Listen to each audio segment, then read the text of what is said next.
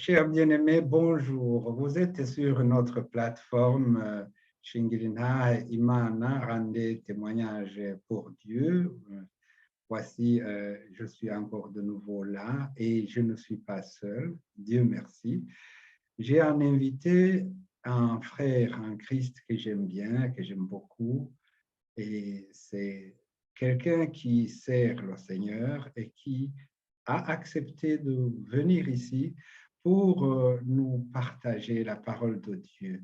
J'avais un certain nombre de questions à lui poser, ou j'aurais aimé lui poser beaucoup de questions. Faute de temps, cela ne sera pas possible, mais quand même, il va nous parler, il va nous donner l'essentiel de ce que nous souhaitons savoir euh, au sujet des temps que nous vivons. Avant de le recevoir, nous allons prier. Éternel Dieu, nous te bénissons, nous te glorifions au nom de Jésus. Nous te disons merci, ô Dieu créateur de tout ce qui existe, tout ce qui a existé. Tu es créateur de toutes choses et nous te remercions. Nous te remercions parce que tu t'es fait connaître à nous. Où est-ce que nous aurions pu te connaître? Toi qui nous as créés, toi qui es notre Dieu, nous te disons merci. Merci encore une fois pour cette occasion que tu nous donnes d'être présent dans ton champ, en train d'annoncer la bonne nouvelle. Nous sommes incapables de dire quoi que ce soit sans ton esprit. Déverse ton Saint-Esprit sur nous, protège-nous contre tout ce qui est plein de l'ennemi. Que seulement sortent les paroles ou la parole que tu veux que nous prononcions pour toi et en ton honneur. Merci. Nous t'invitons, viens au milieu de nous, parce que ta parole nous dit que là où 2 ou 3 seront réunis en ton nom, tu seras au milieu d'eux. Et nous sommes 2 ici. Nous ne sommes pas seulement 2 parce qu'il y a les auditeurs qui vont se joindre à nous tout à l'heure. Et donc, nous t'invitons que ton esprit soit actif en nous et que personne ne rentre comme il est venu. Merci, éternel Dieu, pour ton amour infini, pour cette grâce que tu viens de nous faire. C'est au nom du Seigneur Jésus-Christ que nous avons prié. Amen. Amen. Pasteur, cher bien-aimé, j'aimerais que tu te présentes à nos auditeurs qui sont curieux de te connaître. Tu n'es pas tellement un inconnu. Au Burundi, tu es connu et tu as fait le Congo, tu es connu en Zimbabwe, tu es connu au Zimbabwe, tu es connu en Zambie et peut-être même ailleurs. Et c'est quoi? Au Moyen-Orient, tu as été au Moyen-Orient, si je me souviens bien. Ah, maintenant, tu comptes beaucoup de pays que tu as déjà visités. Maintenant, je te prie de te présenter au public avant que...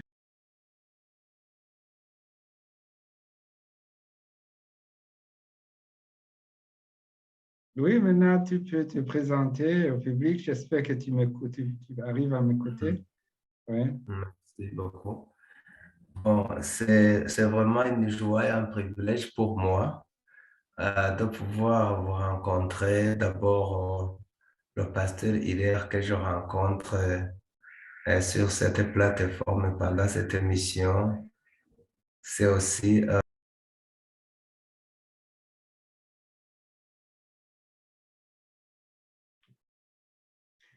C'est-à-dire, nous ne serons pas perturbés. Nous allons prendre le temps que ça prend pour pouvoir écouter le pasteur Kalemier qui va nous donner le message malgré tout. Si c'est lent, ce n'est pas un problème.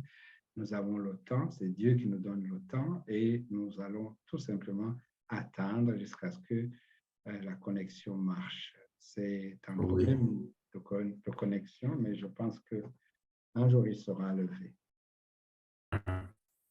On y va, pasteur. Oui, je suis déjà là. Je disais donc que c'est aussi une joie de pouvoir me présenter à tout ce public virtuel qui va nous suivre.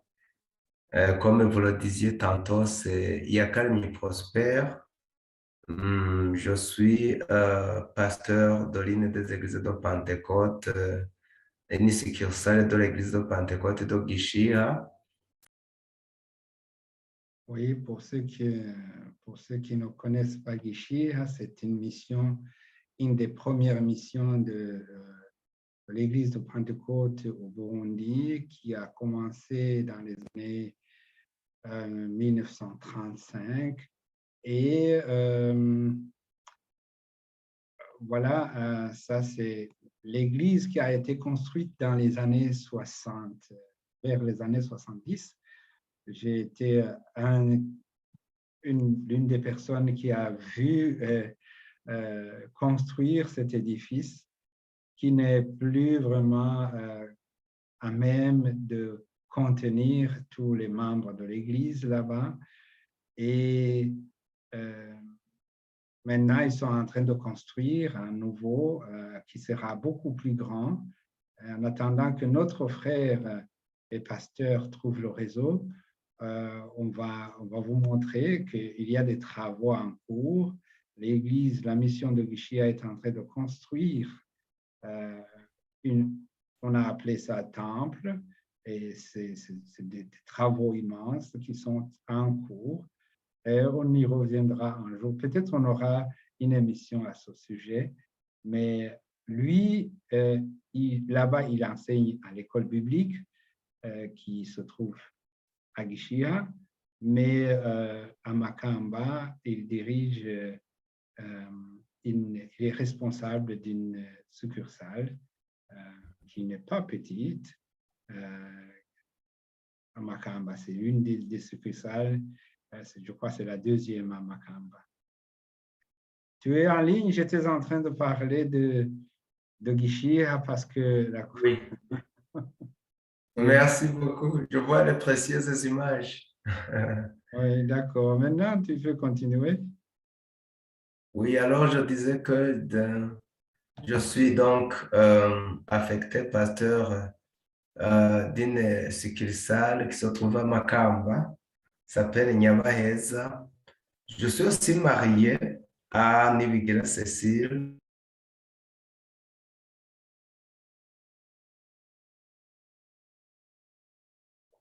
Oui, donc je constate qu'il est d'usage de te présenter, sa famille aussi. Moi aussi, j'en profite pour présenter ma famille à nos auditeurs. Je suis marié à une seule femme, Nivigira aussi, mais Angélique. Et puis, j'ai 2 enfants. Là, tu peux continuer.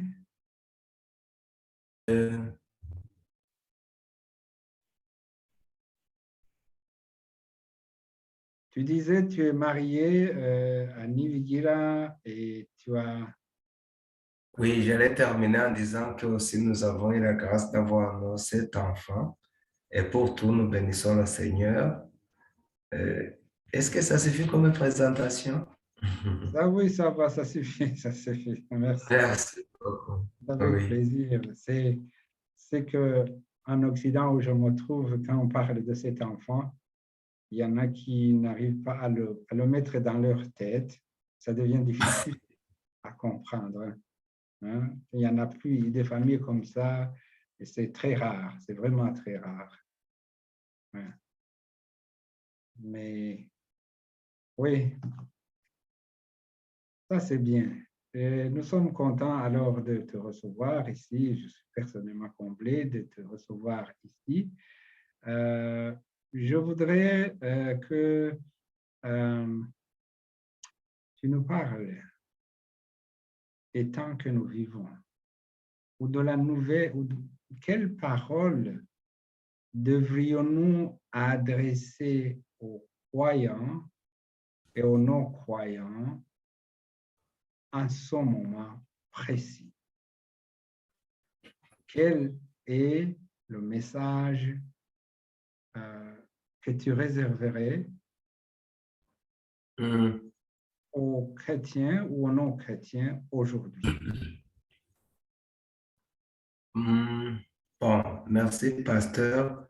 En fait, comme chrétien, d'abord, comme serviteur de Dieu aussi, j'ai après un certain temps compris que l'Église se trouve dans ce monde et elle a un message à communiquer, un message aussi qui doit rencontrer les auditeurs. Donc, un message, Mhm. un message qu'il doit communiquer. Mhm. Et en le communiquant, c'est un message qui doit rencontrer les besoins et les attentes quotidiens et contextuels des récepteurs et avoir le contexte actuel.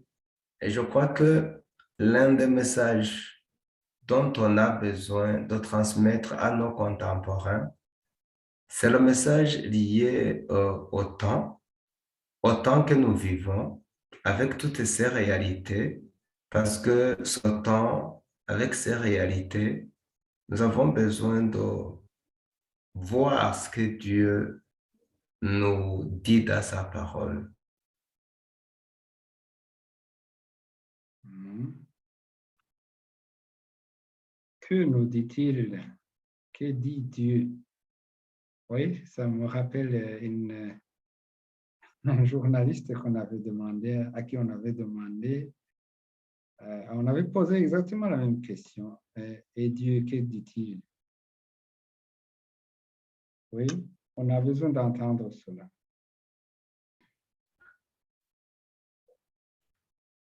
Hmm. Non. Hmm. Oui, vas-y, vas-y. Oui, je disais donc que nous avons besoin de savoir qu'est-ce que Dieu nous révèle, quelle est la pensée de Dieu dans sa parole par rapport à ce que nous traversons actuellement. Parce que je crois que ça, c'est l'un des messages dont nos contemporains ont besoin. Hmm. Ok. Ça veut dire quoi alors, le temps que nous traversons maintenant? Comment peut-on le Oh, décrire? oui, c'est ce que j'ai d'ailleurs à cœur de partager avec nos auditeurs aujourd'hui. Donc, je crois que pour répondre à votre question, je lirai un passage de la Bible. Je lirai un passage.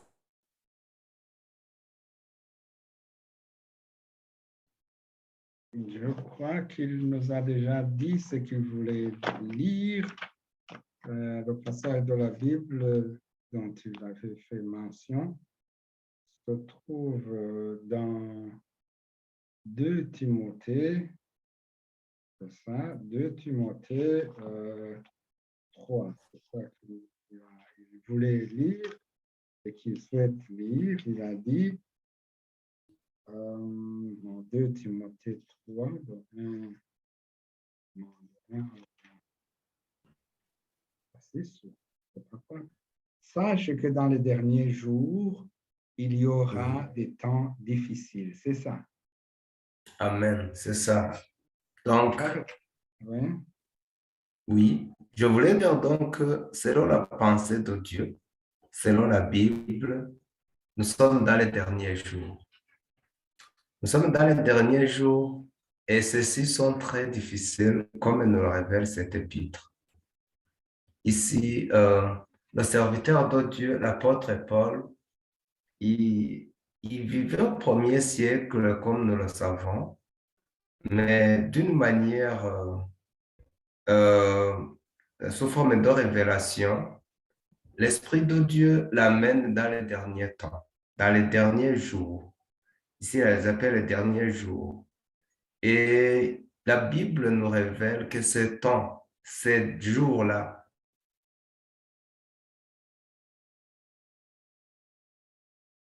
Oui. Pendant ce temps, les hommes seront égoïstes, amis de l'argent, fanfarons, hautains, blasphémateurs, rebelles à leurs parents, ingrats et religieux, insensibles, déloyaux, calomniateurs, intempérants, cruels, ennemis des gens de bien, traîtres, emporté, enflé d'orgueil, aimant le plaisir plus que Dieu, ayant l'apparence de la piété, mais reniant ce qui en fait la force. Éloigne-toi ces hommes-là. Hein? Je crois que c'est ça, le passage dont le pasteur voulait nous partager. C'est ce que je viens de lire. Il nous a aussi proposé une autre lecture qui concerne aussi les temps de la fin, parce qu'il parle de la fin de la fin. C'est ce qu'il nous a dit, la fin de la fin, donc c'est maintenant. Et il nous a cité un passage qui se trouve dans Hébreux 1 à 2. Après avoir autrefois à plusieurs reprises et de plusieurs manières parlé à nos pères par les prophètes, Dieu, dans ces derniers temps, nous a parlé par le Fils, qu'il a établi, héritier de toutes choses, par lequel il a aussi créé le monde. C'est cela, bien-aimé, qui voulait nous parler de ce passage. Et si j'ai bien retenu, parce que nous avons fait un entretien en notre langue, en Kirundi, et oui, voilà, nous avons déjà lu 2 Timothée 3, de 1 à 5, et Oui, Hébreux 1, de 1 à 2. oui. Oui, maintenant, tu peux continuer? Oui, je disais donc que ici, la Bible nous révèle combien ces derniers temps, ce sont des temps difficiles. Des temps difficiles. Je pense pouvoir insister sur la difficulté de ces derniers temps pendant notre entretien. Mais je voulais d'abord qu'on se penche sur la question de savoir quelle est.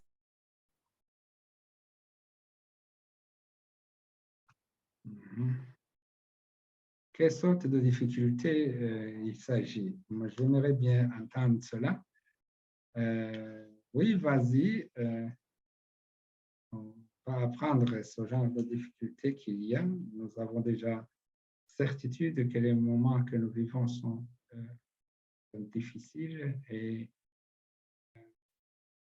les gens ne se comportent plus comme ils le faisaient dans le temps. Et la place de Dieu au sein des hommes, dans les cœurs des gens, n'est plus à remarquer, il n'est plus remarquable. Les gens, nous avons lu tout à l'heure qu'ils aimeront plus le plaisir plus que Dieu. Oui, on continue, n'est-ce pas?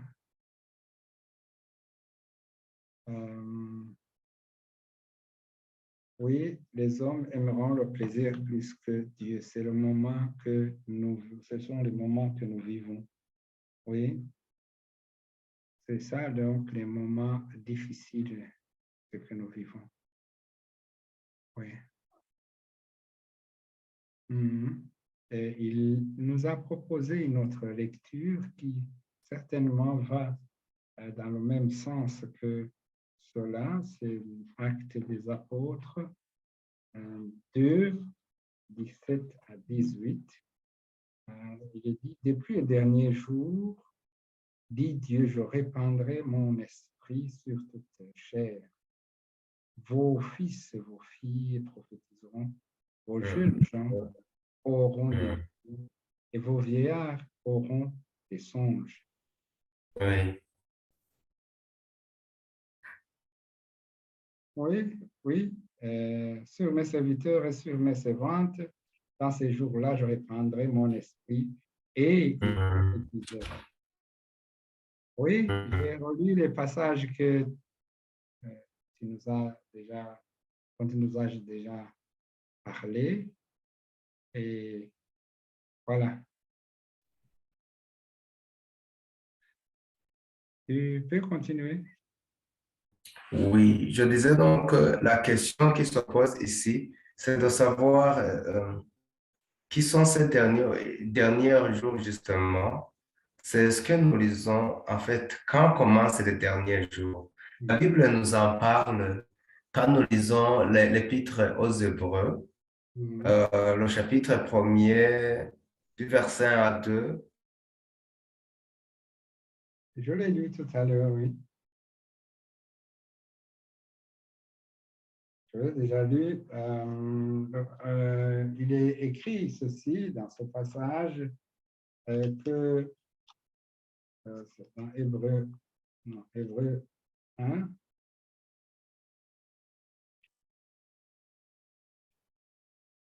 Oui, Hébreu 1,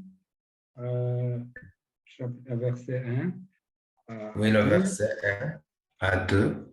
Oui. Après avoir autrefois à plusieurs reprises et de plusieurs manières parlé à nos pères par les prophètes, Dieu, dans Hmm. ces derniers temps, nous a parlé par le Fils, qu'il a établi héritier de toutes sortes, de toutes choses, par lequel il a aussi créé le monde. Voilà. Donc, quand commence le dernier temps, ici l'auteur de l'Épître aux Hébreux nous montre que dans l'Ancien Testament, donc dans les temps anciens dans la Bible veulent parler de la période précédant la naissance de Jésus. Alors, quand Jésus est venu, il est venu comme pour commencer les derniers jours, parce que la Bible nous dit dans ces derniers jours, alors que dans les anciens jours, dans l'Ancienne Alliance, dans l'Ancien Testament, dans les temps d'avant la naissance de Jésus, Dieu nous parlait à travers les prophètes. La Bible nous révèle ici que dans ces derniers temps, Dieu nous a parlé à travers son Fils, à travers son enfant, Jésus. Jésus donc est venu dans les derniers temps. C'est-à-dire qu'avec la naissance, avec l'avènement de Jésus, c'est déjà les derniers temps qui commencent. Alors que nous savons que Jésus a naquit dans le premier siècle. Je ne vais pas entrer dans tous les détails historiques, mais au moins nous savons que c'est Jésus qui inaugure cette ère chrétienne. Donc, dès le premier siècle, nous sommes déjà dans les derniers temps. Nous sommes dans les derniers temps et Pierre en parle aussi dans les Actes des Apôtres, au chapitre 2, le verset 17. Pasteur, est-ce que vous pouvez lire aussi 2, 17? Oui, je vais lire ça. Actes des Oui, apôtres. oui, oui, oui. J'ai même lu ça pendant que le courant a été parti. Je vais Ah, le lire encore une fois. merci. Mhm. C'est deux versets 17 et 18. Oui, c'est si. Mhm. Mhm. Dans les derniers jours, dit Dieu, Mhm. je répandrai de mon esprit sur toute chair. Vos fils et vos filles prophétiseront, vos jeunes gens auront des visions, et vos vieillards auront des songes. Oui, Mhm.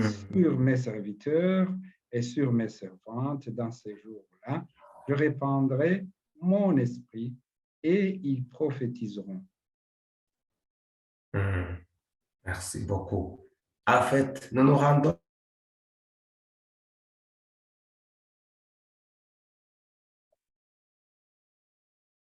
Nous nous rendons compte que ces temps, bon, il se passeront des événements particuliers dans, donc dans cette période. Oui. C'est ce qui se passe. Mhm. Oui, tu continues? Nous nous rendons compte que, comme je le disais, les derniers temps ont commencé déjà avec Jésus, mais aussi avec l'avènement du Saint-Esprit, le jour de la Pentecôte à Jérusalem, quand les apôtres furent baptisés du Saint-Esprit pour la première fois, parce que Jésus avait promis que quand il s'en irait, il prierait le Père d'envoyer un autre consolateur. Donc, alors que Jésus, quand il était avec les disciples, il les consolait, il les accompagnait, il a trouvé bon d'envoyer la troisième personne de la Trinité pour continuer à accompagner, à consoler, à fortifier les disciples. Enfin, c'est donc avec l'avènement de Jésus et l'avènement du Saint-Esprit, c'est déjà les derniers temps qui sont là. Mais alors, il y a lieu de se poser la question. Alors pour nous, qui vivons plus de 19 siècles loin de l'avènement de Jésus et du Saint-Esprit, où est-ce que nous en sommes par rapport à la chronologie? Moi, je crois que nous sommes à la dernière phase des derniers temps. Nous sommes à la fin des temps de la fin. S'il faut que je me permette une telle répétition tautologique. Nous sommes à la fin des temps de la fin. C'est une façon de dire que vraiment, nous sommes au temps les plus derniers, les plus derniers. Mais curieusement, on se rend compte que dans ces derniers temps dont nous sommes en train de parler, seul peu découvre ou ait la grâce de savoir que ce sont les derniers temps. C'est pourquoi même la Bible ici a utilisé l'expression sache, sache que dans les derniers temps, il y aura des temps, dans les derniers jours, il y aura des temps difficiles. Une façon de dire que nous avons besoin d'en savoir pour discerner les temps dans lesquels nous sommes. Et pour la Bible, pour les choses spirituelles, ce savoir, c'est une révélation. En fait, la Bible nous donne une illustration. Cette illustration m'a fait beaucoup réfléchir. En Matthieu 25, du verset 1er au verset 13, la Bible nous parle de 10 vierges réparties en deux groupes, en deux catégories. La Bible appelle certaines sages et d'autres, la Bible les appelle des folles. Et toutes étaient allées à la rencontre de l'époux. Mais qu'est-ce qui différencie les folles, les sans savoir et les sages, ceux qui savaient, ceux qui avaient un savoir? C'est que les sages, en allant à la rencontre de l'époux, ils avaient de l'huile dans les lampes et dans des bouteilles en réserve, alors que les folles s'étaient seulement contentées de l'huile dans les lampes. Et quelle est la tragédie qui leur est arrivée? C'est que alors, à l'avènement de l'époux, quand il est arrivé, les folles n'ont pas pu l'accueillir, le recevoir. Et bien donc, ils ne sont pas entrés dans les noces avec l'époux. Alors que nous sommes en train de parler des derniers temps, nous comprenons qu'il y a ceux-là avec qui peut-être nous communions dans les églises, mais qui n'ont pas encore eu ce savoir, ce discernement. Ce discernement qui leur fait savoir que nous sommes dans les derniers temps, que nous devons nous préparer à la rencontre de notre époux céleste Jésus-Christ. Et nous savons que généralement, le savoir s'acquiert par les études, ça s'acquiert par des enseignements. Mais pour nous, la Bible est claire. Elle nous révèle en Proverbe 1,7 que la crainte de l'Éternel, c'est ça le commencement de la sagesse. C'est ça le commencement du savoir. Et ce savoir, quand il est acquis, ce savoir que nous trouvons dans la crainte de l'Éternel, quand il nous est donné, il fait que nous avons un discernement que les ignorants n'ont pas. La bonne nouvelle donc est que Dieu lui-même a promis de nous instruire. C'est vraiment merveilleux de savoir que Dieu prend soin de nous instruire. En Psaume 32, verset 8, la Bible déclare, « Je t'instruirai et te montrerai la voie que tu dois suivre. Je te conseillerai, j'aurai le regard sur toi. » En fait, nous avons besoin de Dieu dans ces derniers jours. Dans ces derniers jours, que la Bible nous montre qu'ils auront des temps difficiles. L'expression que la Bible utilise pour parler de difficile dans les langues originaux, elle veut aussi signifier dangereux. Donc, difficile, ça veut dire aussi dangereux. C'est autant dire que le moment que nous vivons, ces temps que nous sommes en train de vivre, ce sont des moments très dangereux. Dangereux pour notre vie, tant spirituelle que même physique, je crois. Mais aussi, ce sont des temps difficiles à supporter. C'est difficile à supporter, surtout quand nous optons pour vivre du côté de Dieu. Mais aussi, ce sont des temps féroces, selon toujours la signification de cette expression à l'original. Ce sont des temps féroces, ce sont des temps sauvages, des temps qui peuvent même nous dévorer. Ce sont des temps furieux. Parce que cette expression difficile qu'on emploie ici, elle est aussi employée pour parler de ces démoniaques qui étaient possédés et que Jésus a rencontrés. La Bible nous en parle à Matthieu 8, 28. La Bible nous dit que ces gens étaient possédés par des démons, des esprits furieux. Je voulais dire donc que ces derniers temps que nous vivons, ce sont des temps où l'activité démoniaque est très intense, à telle enseigne que les hommes sont même en train de se comporter d'une manière qui n'est pas naturelle. Pasteur, nous vivons des temps difficiles.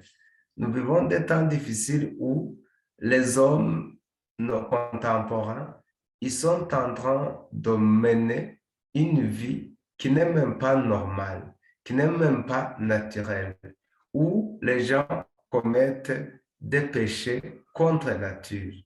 C'est vraiment alors ce temps que nous vivons. Dans la pensée de Dieu, même si nous pouvons parler du modernisme, même si nous pouvons parler de l'avancement de la technologie, même si nous pouvons parler de cette technologie de l'information actuelle, Dieu nous dit que, attention, c'est très difficile, c'est très dangereux.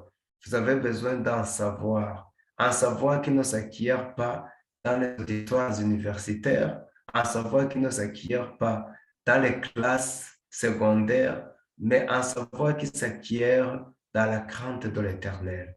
Parce que c'est cette crainte-là qui nous fait découvrir la véritable sagesse et cette sagesse nous permettra de savoir la difficulté, la férocité de ces derniers temps. Je crois que ces temps sont féroces, ces temps sont très difficiles, ces temps sont très dangereux.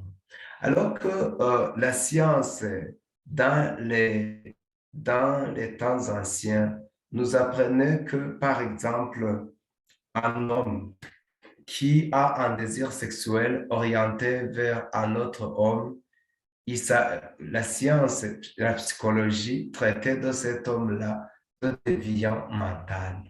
Mais comment expliquer que ces derniers temps, la science en est arrivée à considérer que un tel homme est normal. Aux scientifiques, aux cartésiens, ils me diront que la science évolue. Mais quand je consulte la Bible, je trouve que ça c'est pas naturel. L'homme, quand il est créé, quand il fut créé en Genèse, nous voyons que sa prédisposition génétique le poussait à rechercher une femme, une personne de l'autre sexe. Mais quand c'est déjà donc le sexe masculin pour le sexe masculin, nous sentons que les temps sont très difficiles. Il y a une possession démoniaque derrière tous ces caractères et ces comportements. Et pour cela, nous avons besoin plus que jamais de connaître notre Dieu et de nous approcher de lui. Oui, voilà à la question de savoir que dit la Bible sur ces temps. C'est cela, pasteur. Pardon, je m'excuse. Je disais, oui, et maintenant, à nous, qu'est-ce que nous devons faire si je rappelle bien, si je me rappelle bien de ce que Pierre a dit aux Juifs qui venaient d'entendre l'histoire de Jésus et de la condamnation qui les attendait. Et ils ont crié, mais que devons-nous faire? Et nous, que devons-nous faire, les gens de ces temps-ci? Oui, merci beaucoup pour la bonne question. Justement, cette question est aussi vieille probablement que faut-il dire que l'humanité? Parce que l'homme, face aux questions spirituelles dans la vie, que les philosophes appellent des questions ontologiques, et l'homme se demande toujours qu'est-ce qu'il faut faire? Qu'est-ce qu'il faut faire?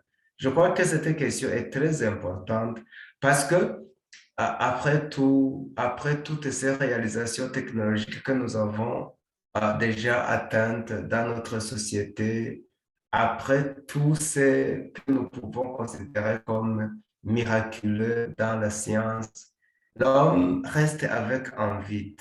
L'homme a toujours, après le fait que l'homme, on laisse la liberté à l'homme d'épouser l'homme comme lui, donc l'homme la personne du même sexe, après que la société est en train de laisser les enfants même jouir de leur liberté sexuelle, il y a toujours un vide, il y a toujours un manque que l'homme toujours ressent. Il y a ce problème-là lié au fait que l'homme a été créé à l'image de Dieu et que sans Dieu, il sent toujours on s'en va pas. Alors, à la question de savoir ce qu'il faut faire, pasteur, je voudrais vous demander de lire pour nous les actes, le livre des Actes des Apôtres, le chapitre 2, le verset 37. Est-ce que vous pouvez le lire pour nous? Oui. Après avoir entendu ce discours, ils eurent le cœur vivement touché et ils dirent à Pierre et aux apôtres, hommes, frères, que ferons-nous? Et la réponse au verset 38.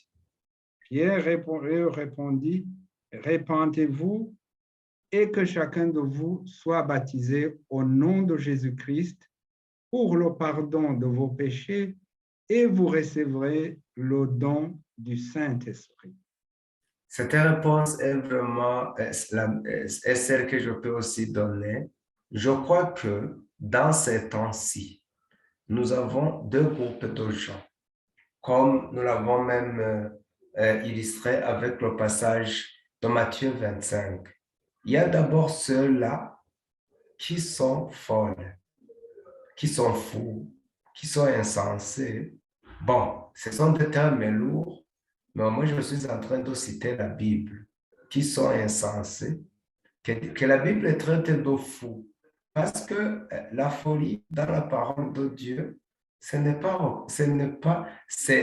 reconnaître Dieu et se laisser diriger par lui et se laisser instruire par lui. Alors, à ce groupe-là, de ces gens qui vivent selon leur volonté, de ces gens qui vivent selon leurs désirs et non pas selon la volonté de Dieu, la Bible dit, répandez-vous. Qu'ils se répandent. Qu'ils se répandent. Ici, le message de la repentance ne s'adresse pas seulement à ceux qui ne font pas partie des églises, mais c'est pour toute personne dont sa vie n'a pas encore accepté Jésus comme son Sauveur et son Seigneur. Car en effet, la repentance veut dire aussi ce changement d'attitude, ce changement-là que nous adoptons, nous décidons de changer de la manière de voir les choses et acceptons de nous aligner du côté de Dieu et voir tout selon la perspective divine. Alors, de cette manière, nous acceptons d'abord que la façon dont nous vivions avant ce choix était contraire à la volonté de Dieu et nous acceptons de demander pardon à notre Dieu parce que quand nous n'avons pas encore pris la décision de faire de Jésus le Seigneur et le Sauveur, nous ne sommes que des pécheurs et des rebelles. Alors, nous avons besoin de nous arrêter un instant et nous disons, mais qu'est-ce que nous sommes en train de faire? Qu'est-ce que nous sommes en train de vivre? Et dire, Seigneur, pardonne-nous. Nous n'avons pas été ce que tu as voulu que nous soyons. Et désormais, Jésus, nous voulons que ton sang nous purifie. Et quand nous faisons ça, nous acceptons aussi de nous laisser diriger par la pensée de Dieu. La pensée de Dieu que nous trouvons dans sa parole, la pensée de Dieu aussi qui est imprimée dans notre conscience. Et puis, à ceux-là qui peut-être ont déjà fait cette expérience de la rencontre avec Jésus, de la repentance, je voulais ajouter ceci que ils ont besoin de faire la deuxième expérience seule du baptême dans le Saint-Esprit. Parce que ici, la Bible nous a dit, vous recevrez le don du Saint-Esprit. Ce don-là du Saint-Esprit nous rend capables de tenir même devant l'opposition, nous rend capables de rendre témoignage de Jésus, même si on se moquerait de nous, nous rend capables de tenir quand même il y a des persécutions.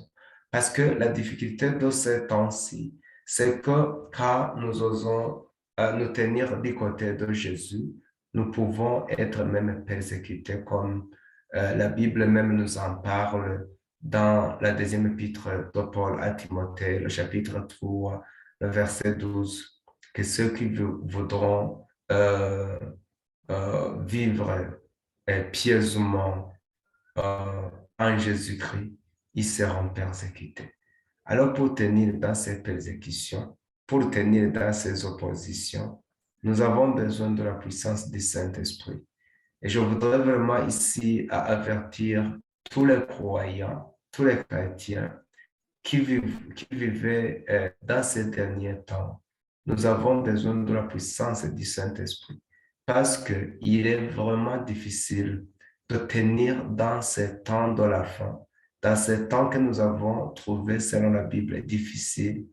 Il est difficile de tenir sans l'appui et le soutien du Saint-Esprit, sans l'accompagnement du Saint-Esprit, sans la puissance du Saint-Esprit à nous. C'est ça, pasteur, ce que nous devons faire. Ma réponse donc est double, la repentance et la plénitude du Saint-Esprit. Merci beaucoup. Je crois que nos auditeurs sont aussi comblés. Je suis très content d'avoir eu le privilège d'entendre toutes ces paroles-là. Je voudrais te demander, pasteur, maintenant que tu nous as parlé, de prier pour que, peut-être d'appeler aussi ceux qui souhaiteraient recevoir le Seigneur Jésus-Christ comme leur Seigneur et Sauveur, et ceux qui veulent avoir le Saint-Esprit, qu'ils aient ça, parce qu'il y en a qui se demandent, oui, mais moi je veux ça, mais je n'ai pas encore eu ça.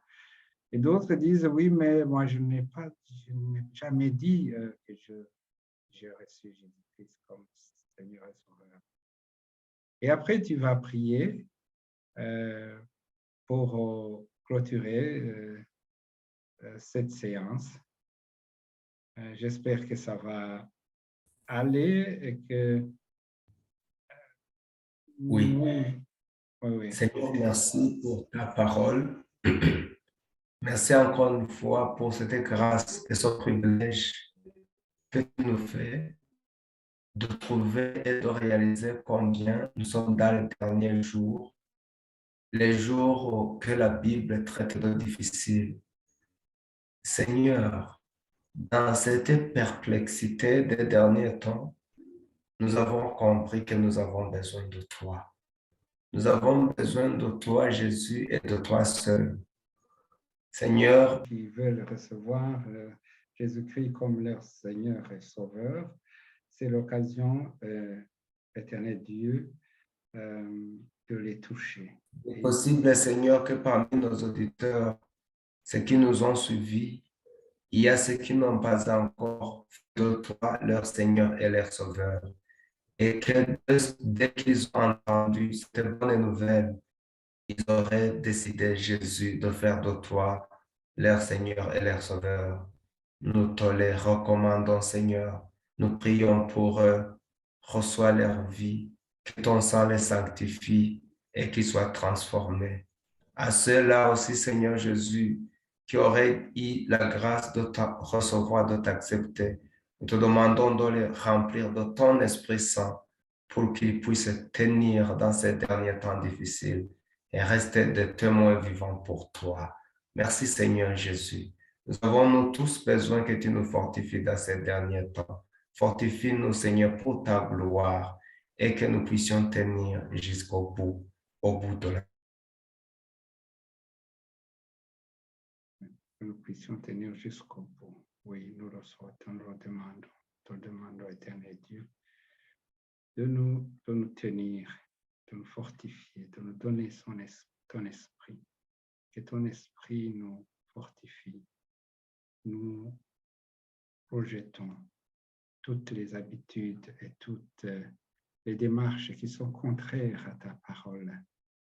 Oui, c'est un moment crucial pour nous. Nous avons appris que nous vivons les derniers temps, les derniers des derniers temps. Donc, le dernier moment des derniers temps, et c'est juste pour nous quelque chose de capital et d'être avec toi. Merci, éternel Dieu. Merci.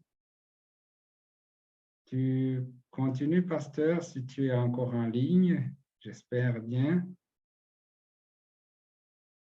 Il est fortifié, Seigneur.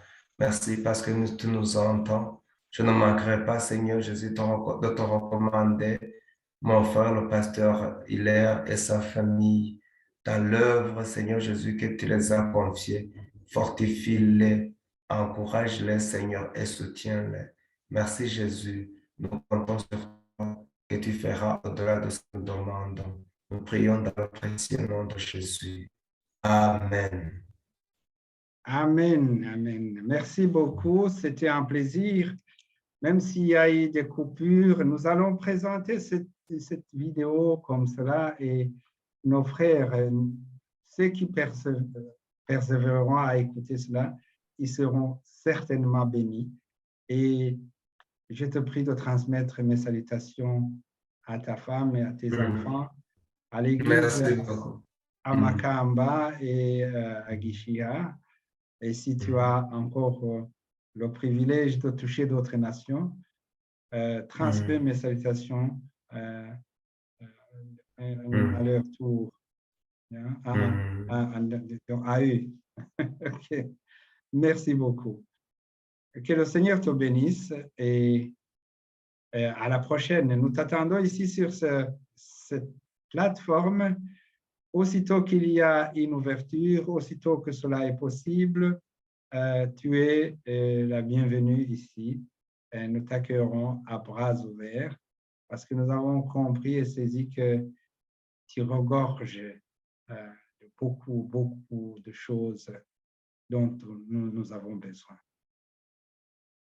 Merci et au revoir et maintenant je vais dire bonne soirée. Au revoir.